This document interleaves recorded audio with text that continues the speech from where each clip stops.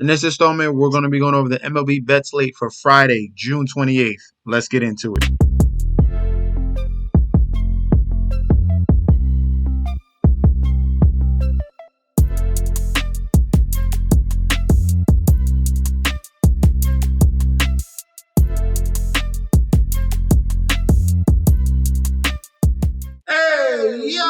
Welcome back to the channel. It's your boy Chef D, and I'm here to bring you the winning ingredients for our Friday, June 28th MLB bet slate we got going on. But before we deep dive into that, don't forget to like, comment, and subscribe to the channel.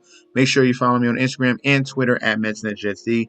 Don't forget about that TikTok at Chef_D91, and don't forget about that Patreon. Right now, we're at the homepage of the YouTube channel, currently at 6.53 thousand subscribers. Our road is to 10K. That's our goal, to 10,000 subscribers, and we are well on our way because you guys are showing up each and every single day. So continue to do so. If you're already subscribed, continue to like and comment. That helps the YouTube algorithm so we can grow to a broader audience. If you're not subscribed right now, you guys are 100% missing out on the community that we're building on YouTube and on Patreon as well. So I highly recommend you guys hit that like button and hit that subscribe button right this second. All right, now if you want to sign up for the Patreon and have access to the future bets, which I'm going to drop the MLB future bets very soon, if you want the daily bets and if you want to have access to that community chat as well, that's going to be provided down below in the Patreon link. Down below, you will be directed to this page you see here. It automatically displays all available sportsbooks in your area plus their current promotions. For example, you could take the plays given in this video and apply it to any other sportsbooks you don't currently have and reap the rewards. Now let's get into the slate. So far from the last video on Thursday, right now the record for that video is looking like a 4-3. Depends if the Tigers can make a comeback. If they can make a comeback, then we were 5-2 for Thursday's video. So hopefully we're going to improve on that 4-3 or that 5-2. All right, now first game on the slate for Friday here, we have the Miami Marlins 29-52 going up against the Philadelphia Phillies 53-28 at Citizens Bank Park here. The Miami Marlins upset the Philadelphia Phillies on Thursday, so this is a spot here. We're looking at the Phillies yet again, minus 275 on that money line, plus 220 on the comeback for the Marlins as well, and the total run set at 8.5. For the public bet percentage here, 100% of the bets, 100% of the money, all over the Philadelphia Phillies in this spot here, which lines up to be a bounce back. And the total runs at 8.5. We got 98% of the bets, 97% of the money towards the over 8.5 runs. All right. Now the pitching matchup here: Kyle Tyler 0-0 with a 4.50 ERA going up against Christopher Sanchez. He's been phenomenal this year, and he just signed an extension with the Phillies as well. 5-3 with a 2.67 ERA. All right. Now Kyle Tyler here, guy that we're looking at, this is going to be pretty much a bullpen game. All right, if you're looking at his stats, he's only going a couple innings here, and then right after that he's 2 to 3 innings, and then right after that he's going to be taken off, and they're going to have to dig in their bullpen here, and this is the 12th worst bullpen in the league right now. So while Kyle Tyler is pitching, some of his weakness here is going to be to lefties. Right now, he's giving up a 300 batting average, a 3.35 home run per 9, which is very alarming, and a 1.88 whip. So that does not bode well here against this Philadelphia Phillies lineup here. Christopher Sanchez has been absolutely phenomenal this year. That's why they gave him the extension. Right now, his ERA at home is a 1.59 ERA.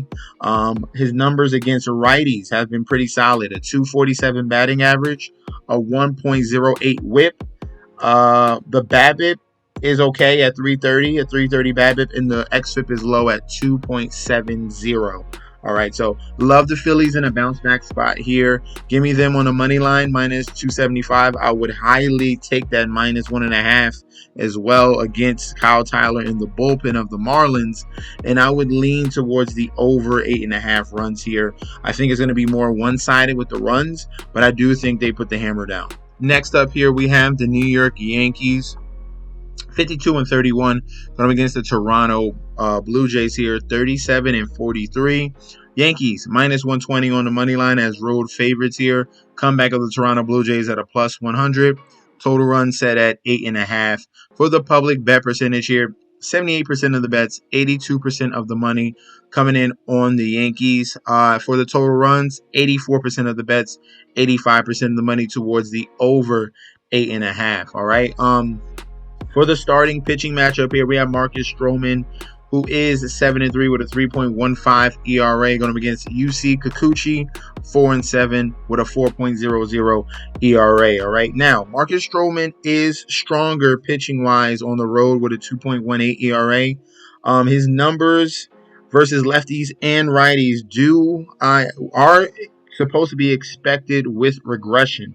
All right, and then when I'm looking at his xFIP here, against lefties, his xFIP is 5.09, and against righties, his xFIP is at 4.25. So that's going to be a cause of concern here.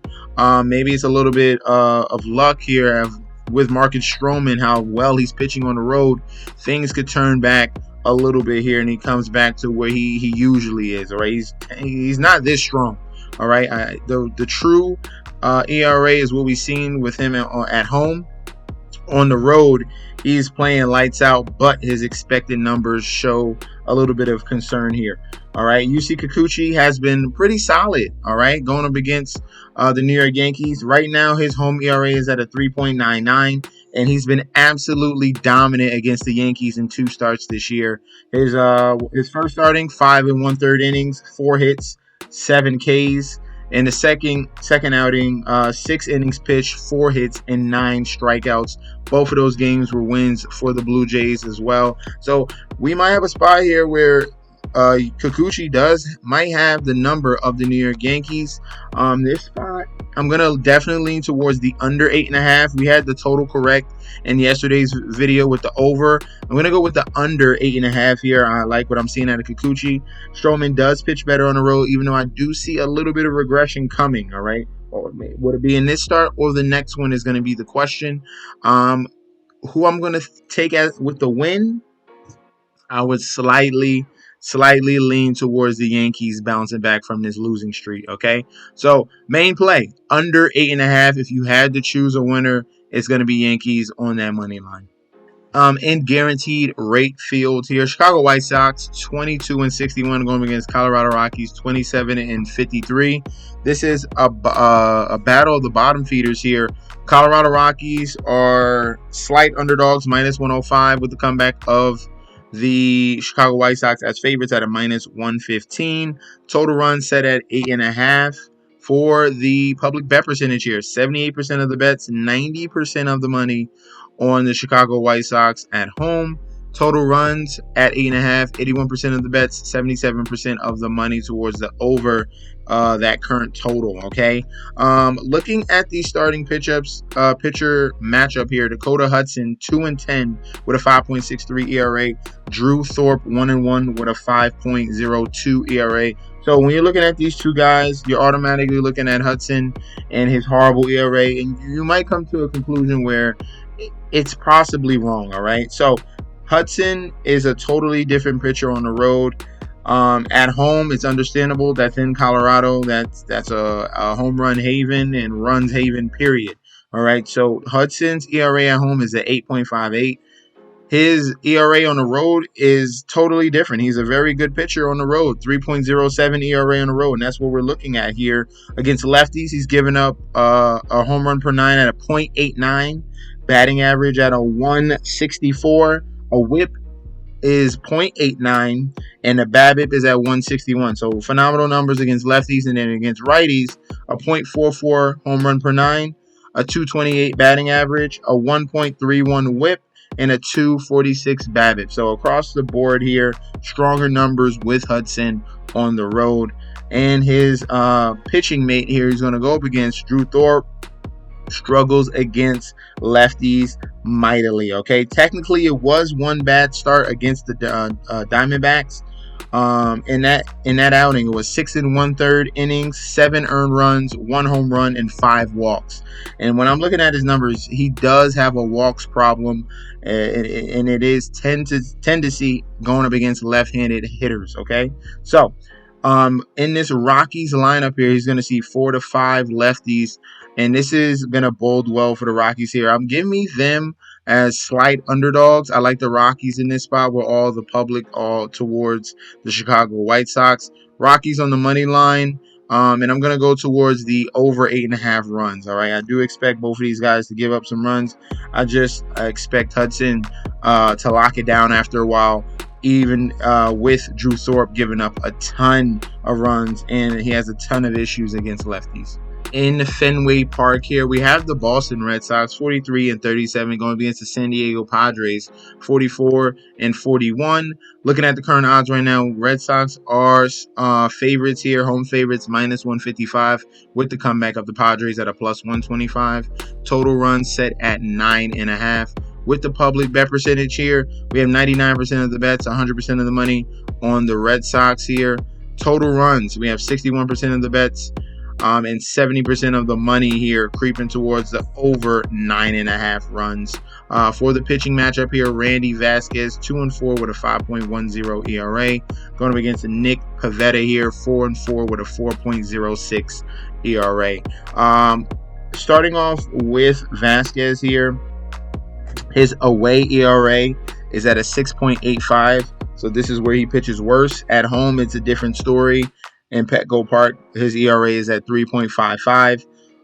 And he has a big problem against lefties, all right? So his numbers against lefties on the road, a 474 batting average, a 2.93 whip. These are astronomical numbers here. A 492 BABIP, and the xFIP is at 5.51. And he's going to see 6 to 7 lefties in this lineup. The Red Sox are not shy, starting lefty after lefty after lefty after lefty.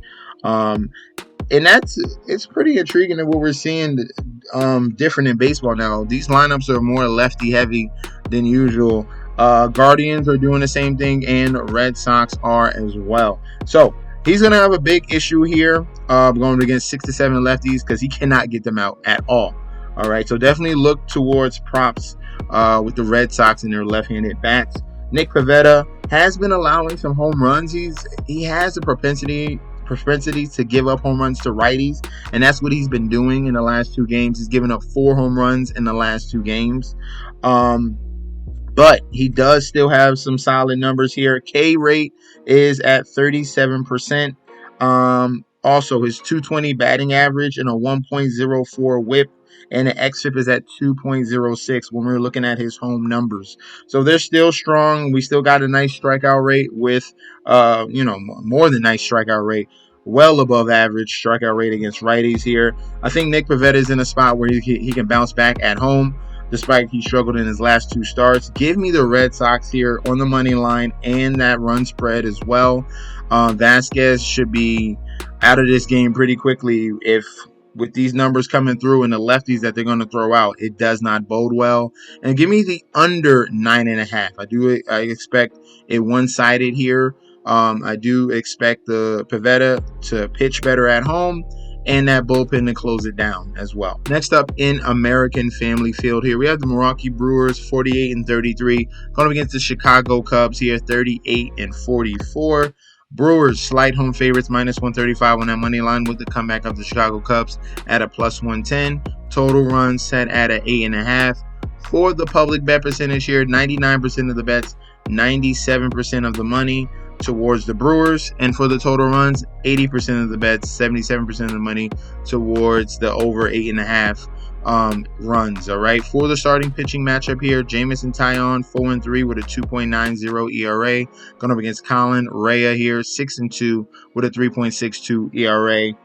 Taillon has been pretty good this year. He's been solid, but when you're looking at his numbers, he's giving up more hits to lefties but at higher average to righties. So cause of concern to both lefties and righties, despite the fact he's had a solid ERA.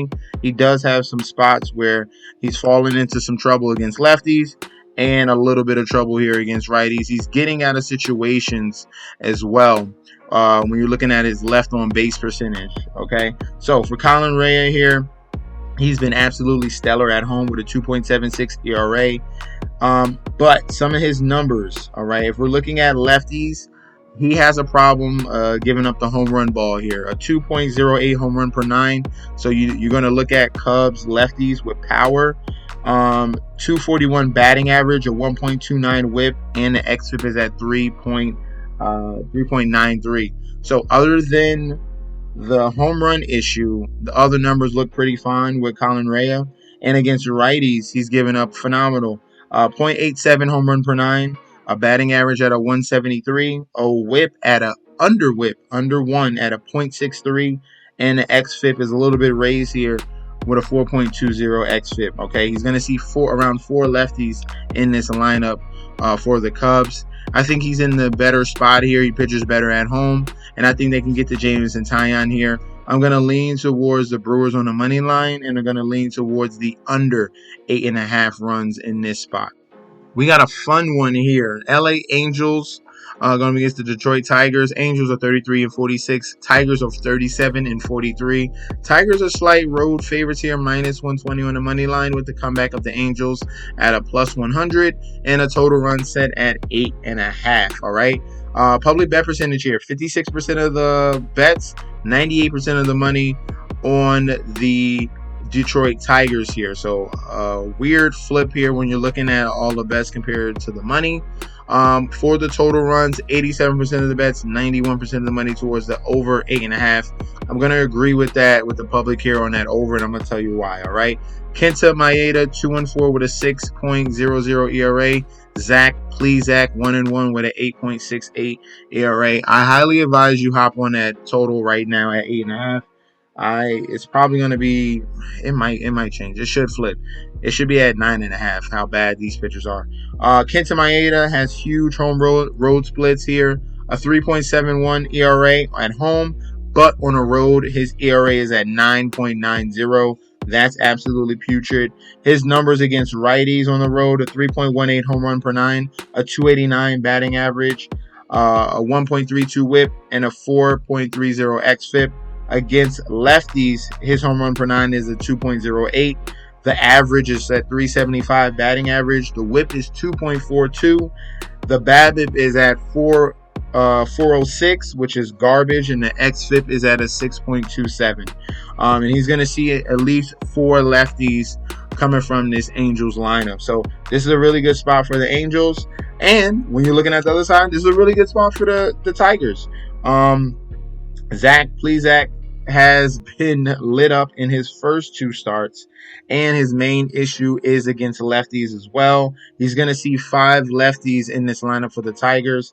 And if we're just breaking it down, what he's given up to lefties so far this year, even though it's a few starts, it's a 7.20 home run per 9, a 364 batting average, a 1.80 whip, and the xFIP is at 7.78. So this is what I'm talking about when I'm saying this over should definitely cash. Give me the over 8.5 runs as my top play. And if I had to choose who's going to win this game, I would slightly lean towards the Tigers, but my favorite play is going to be the total over 8.5 runs. Get on that right now. Next up in Chase Field, Arizona Diamondbacks 39-42. Oakland Athletics 29-54. Looking at the current odds here, Diamondbacks home favorites minus 150 with the comeback of the Oakland Athletics at a plus 125. Total run set at 9. All right. For the public bet percentage here, 99% of the bets and money towards the Arizona Diamondbacks here. Total runs, 87% of the bets, 83% of the money towards the over 9. All right. For the starting pitching matchup here, JP Sears 4-7 with a 5.04 ERA. Going up against Slade. Hopefully it's Saccone or Sassoni. I think it's Saccone, but let me know in that comment section down below how you say his last name. But he's 2-6 with a 5.74 ERA. All right. Now, every time I see Slade, I love to take advantage of him at home, and that's because he has home road splits, all right? Arizona tends to be a more offensive environment, And looking at Slade, he has a 13.15 ERA at home compared to on the road where it's at 3.35. So a huge difference, night and day there with Slade. And he has struggled with righties more. Okay, he's given up a 5.79 home run per nine, a 381 batting average, a 2.14 WHIP, and the xFIP is at a 5.87. So cause for concern here with Slade at home against righties. All right, that's what you were looking at.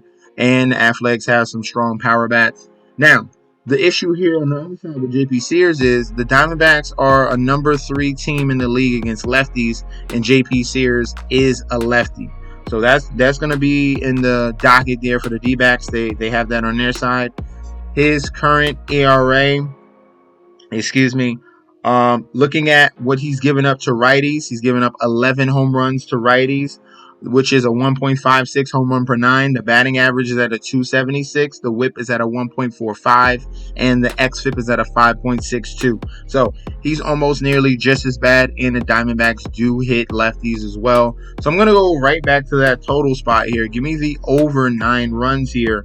The question is, who's going to be worse between the Athletics and between the Diamondbacks here? I'm going to be going with the underdog in this spot. I like that plus 1.5, and either or going for the gusto and taking the Athletics on the money line in this spot here against Slade. Every time he is at home, he's had a major incidents here. Hopefully we're leaning on JP Sears. Maybe he'll give up a run or two, but cleaning up on that back end of his outing, and hopefully the Athletics can shut it down to end it. But give me the underdog here with the Athletics and the over 9 runs. Last but not least here, we have the matchup, the California matchup here. LA Dodgers going to be against the San Francisco Giants here. Dodgers are 51-31. Giants are 39-4 and 43. We have a special matchup here, and this line is pretty tight. Dodgers and Giants are even at a minus 110. Total runs set at a 7.5. All right. For the public bet percentage, 65% of the bets, 73% of the money coming in on the Dodgers.